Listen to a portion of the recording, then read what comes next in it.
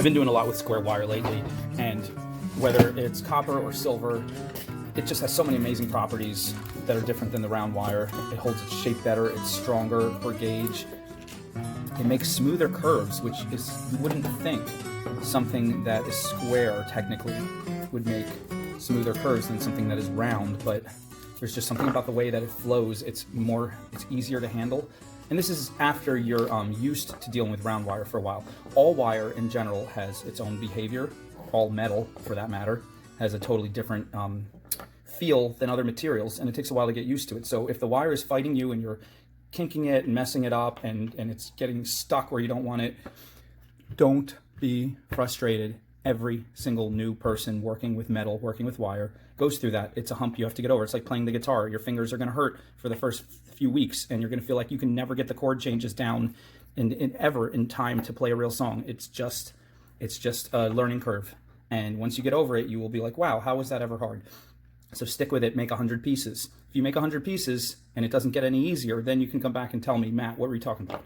But until you make those 100 pieces, you should not worry about all the, having the wire fight you. Anyway, that lecture over. Square wire is really fun. It's sometimes a little more expensive, but sometimes you can use less of it to make pieces. So this is just like a 16-inch piece, a little less than half a meter. And one of the good things, I mentioned a bunch of the good things. One of the not good things is it's because it has it's technically thicker in a way because of the corners. It doesn't go into the holes of beads well. So only large beads usually fit over the same gauge, where if it was round, it would fit smaller beads. So you got to work with that. And what I do to get around that, I make my structure with the square wire, and then I take much thinner gauge. And you can use round wire. You can pair it with round wire. Half round is what people make to pair it with, but that's something I haven't gotten into yet, so I don't want to pretend to tell you any more than that about it. But half round tends to pair with square wire to wrap it in a clean way that holds it well. But I found round wire works really good to thread beads through and also to tighten up little areas. But you don't need too much tightening. As I'm going to show you this, we're just going to have fun today. We're just going to make a sculpture, and I'm not going to plan anything. So let's just see how this turns out, because I have no idea what's going to happen. But I kind of want to make something, I want to kind of make it tight. So we'll see how this works. I'm going to try not to scratch it too much, and I'm just going to try to have fun with it, because that's the most important part, right? So just get some crazy, weird, shapey things going.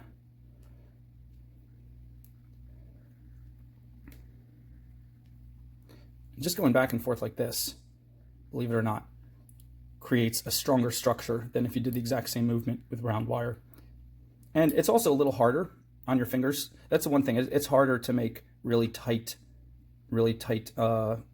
curves and motions, because there's a little more strength going on. And so you got to manhandle it a little bit more, or woman handle it, or space alien handle it if you're not from this earth, and I don't want you to feel bad that I didn't include you. So let's see, what are we doing with this? Give it, all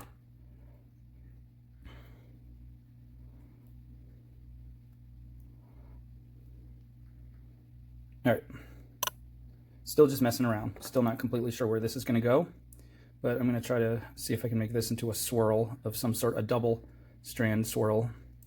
And it might work or it might not. It's turning into that shape again. That's cool. But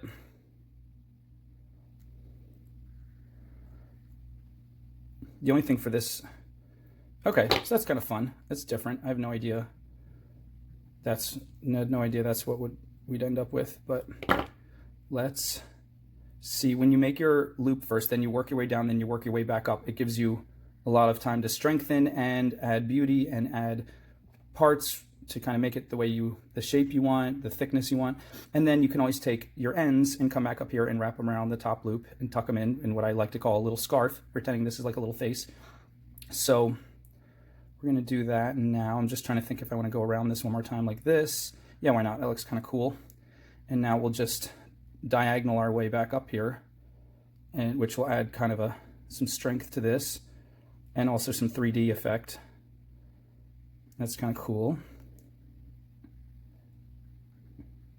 And bam, now we can wrap these two strands together if we want, or separately. Let's do separately because they're not exactly lined up perfect. So this one is coming around to scarf that, and once we get to we're about run out of wire or we're high enough, whenever you decide, you can cut it, leave yourself a little tab going a little less than halfway across the loop, and then see the bowl that's formed. You want to, and you'll get used to what the right amount of a tab is, and be careful not to shoot those little ends at yourself. This, the perfect amount of tab will tuck just right. Too much and it won't get in, too little and you can't get it around. And you know, it just comes with practice, and it's not exact perfect, but it's within a range of, you know, what would work. So here's this. And whenever I have an end sticking out like this, I always use it to flag down a taxi. Taxi! Hey, taxi, where are you going? But I also like to end it in a swirl because it's so easy. The two main ways I'll hide my sharp end are tuck it in the top of the scarf or make it a swirl. And if it's fat wire like this, the swirl can hang out and just look awesome. If it's really thin wire, I usually then try to take the swirl and tuck it in somewhere so it doesn't snag on somebody. There's like 3 rules of wire wrapping that don't pertain to other art. I guess you could say of jewelry making in general, and that's 1, you don't want to make a structure that's snaggable, because people are wearing it and people are going to be doing stuff, and if they catch it on something and it ruins the piece, that's not their fault. I feel like that's a flawed design, and just because you're making beautiful art and it's not corporate doesn't mean that you should be sloppier than, you know, the high-end jewelry places that would never make something that can be easily pulled out of whack. So the first rule is you don't want something weird sticking out that can snag real easily. The second thing is you never want sharp ends sticking out because you don't want to scratch someone. That's even worse, or cut them. And the third rule is you want the whole thing to be strong enough that if you give it a good pull from every direction, you're not going to pull it out of shape. And when I say good pull, I don't mean with all your might. You know, I just mean picture the kind of wear and tear it's going to go through in a normal lifetime of some, pretend the person you're giving it to is going to wear it every single day. And if it's a necklace, there's going to be people hugging them. It's going to get smushed between 2 bodies. It's going to feel the love of the hug, but it's also going to, you know, get kicked around. If it's a necklace, it's going to be swinging all over the place. It's going to bang into stuff. It might get caught on a button or something now and then. So you got to think about that. Earrings, you can get away with the most because earrings, people tend to be gentler because it's pulling on their earlobe, and so they're not going to pull too hard because they'll hurt themselves. But then again, earrings get caught in hair and stuff, so you got to think about that. Rings and bracelets take the most beating because your hands are always doing stuff, and your wrist is, you know, first of all, it's going to get rubbed like this a million times. If they don't have a sleeve on, it's going to get rubbed on their skin. Rings probably take the most beating because your hands just do the most stuff. So think about those things. And then there's the other more unusual jewelry like anklets and waist beads and all kinds of other fun stuff, but we'll talk about that another time. In this case, this is like a fun little pendant. I could end it right now, put some jump rings or turn this, put a cord or a chain. I want to put some beads in there, and I want to make it a little more interesting. So we'll break out the 26 gauge, and okay, I like these. I'll put that one obviously right there, and put these 3 right down there. And do I need any more than that? It'd be kind of cool to do 3 beads here, but going diagonal, just like that. Yeah, let's do that. And I found these even tinier. These are even, I usually use 4mm, 6mm, that's my standard, and then 8mm, those are most common. But this is even smaller than 4mm. This is like a 2mm or 3. I almost never use beads that small, but with this 26 gauge, you can thread them, and I think that's going to be a cute pattern. Let's find out. Now, if you don't want to add anything else, because this 26 gauge is very thin, so it doesn't show up as much, which is good if you just want to use it to hold on to something and not show. You only need a tiny bit. I'm taking like 10 inches, it's probably way too much, but basically just thread these beads, bring them to the middle of your wire, bend them. Of course, if you want them to be in a curve, you know, you can do that, or if you want them to be straight, that's up to you. But make both these wires just face down, so to speak.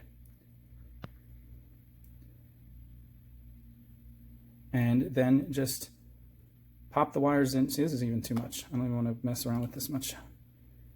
There we go. Now, just find 2 crevices around where you want them to be anchored and just slide them right in. I'm trying to see if that is, no, that's not one I can use. Okay. So, oh, they kind of make a nice little rounded part around there. So we'll do that. And then on this side, you just pull them as tight as you want and twist, and they're locked in. And then just bring this up here. If you don't want it to show, kind of bring it up in a way that it won't show. And just start wrapping it around your scarf. And once you wrap it around enough times, you can cut the ends again and just tuck them in. So easy. Sometimes with thinner wire, if I really wanted to tuck in and I'm afraid it might bounce back out, I might make a little swirl curly Q on each end, because then when I shove them, that little curly Q will kind of get stuck in there better. Sometimes I'll take a tiny drop of E6000, put in there just to hold the wire to itself. But that's fine. That one looks fine the way it is. Give it, yep, strong, extra tug. Let's do these guys. Same way.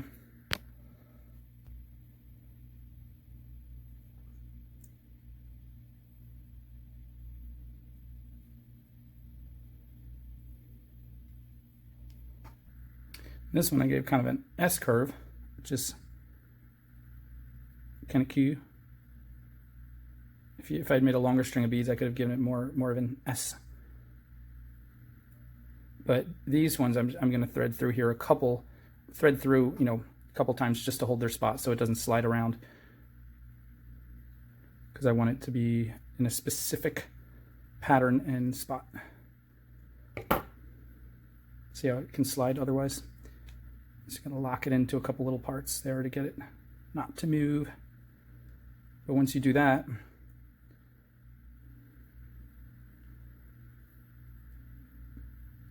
then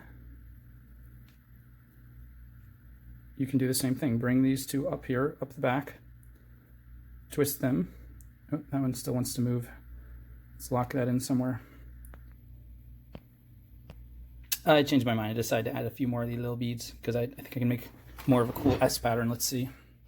To hold this S, because it was a little bit flimsy being a longer strand and I wanted to keep it in that pattern, I had to wrap in between a few beads. So this is the final one I'm doing right in between these two, and trying to pull it tight so it disappears. You don't see the wrapping hardly at all. You just see the beads, and whoop, then you throw it on the floor. I should have taken a tiny bit more. I wasn't anticipating the extra wrap, but I think I still have enough. So now, again, just give it a double twist or so, pull it all the way back up to the top, and you can scarf it and tuck it in there again. Actually, I'm not sure I want to do that with this one, because pulling this straight up like this, it just makes this long strand that's also snaggable, and it's also like, I don't know. It doesn't need any more strength holding it this way. Actually, it could use a little bit right there. That's a weak spot. So instead, I'm going to take this and just use it to strengthen this weak spot right here. In fact, I'm only going to use one of the strands for that. I don't need both.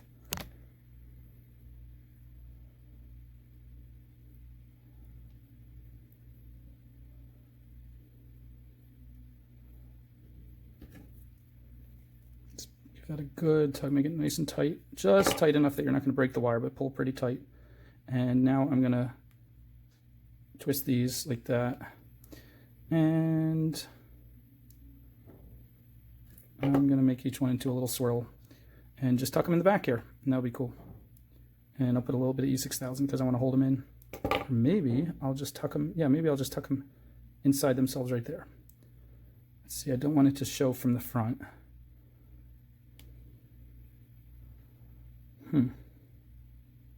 Okay, I'm going to cut each one, so much less to work with, and then make two teeny tiny little swirls. Just the tiniest little bitty swirls.